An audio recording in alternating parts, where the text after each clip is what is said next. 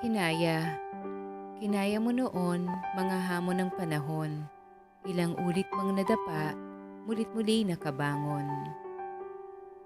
Kinakaya. Kinakaya mo ngayon mas matinding mga hamon. Natuto sa pagkadapat, mga aral ng kahapon. Kakayanin. Kakayanin mong bukas anuman ang hinaharap. Ilang unos pang dumating, sa sarili yung sambitin. Aking kinaya, kinakaya at kakayanin.